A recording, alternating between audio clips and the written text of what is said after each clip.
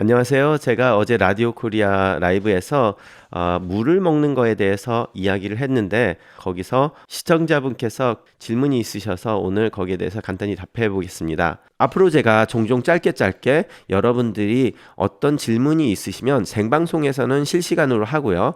따를 때는 밑에 코멘트란에 남겨주시면 그것을 선정을 해서 좀 많은 분들이 궁금해 하실 것 같은 경우가 있으면 그것을 간단하게 오늘의 강의처럼 한번 해보겠습니다.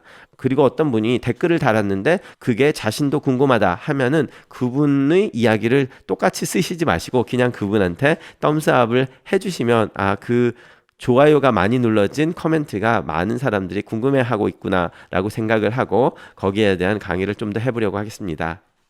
자, 그래서 조민주님께서 질문을 하셨는데요. 제가 물을 자유롭게 마셔도 된다고 하니까 그러면 신장병이 있는 사람도 물을 많이 먹어도 되나요? 라고 질문을 하셨습니다. 그래서 먼저 아주 간단하게 신장병이 있는 사람들도 대부분 물을 자유롭게 드셔도 됩니다.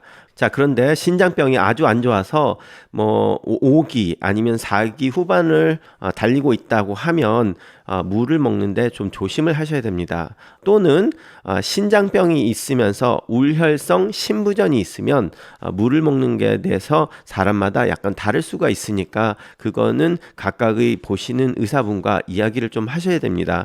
저도 제 환자분 중에서 이분은 이렇게 하고 저분은 저렇게 하는 게 그 사람의 컨디션이 좀 다를 수 있거든요. 자, 그런데 여기 지금 질문을 하신 조민주님께서는 좀 더 정보가 있으시죠?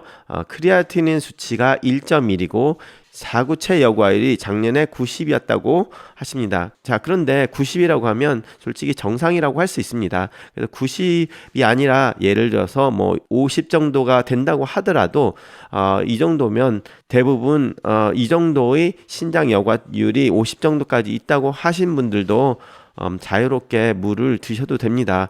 따라서 이런 분들은 결과적으로 물을 마시고 싶으시면 마시고 아니면 목이 마르지 않다 그러면 굳이 드실 필요는 없고요.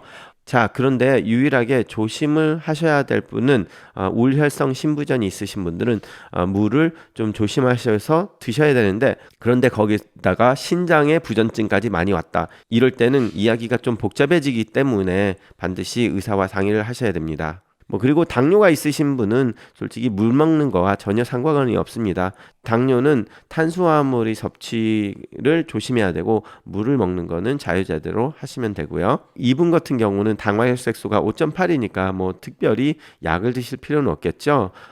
지금 벌써 드시고 있는 게 아니라고 하면 그럼 결과적으로 5.8 이상을 넘은 적이 없다. 그러면 당뇨 전 단계 초기거나 아니면 정상인에서 당뇨 전 단계로 가는 정도.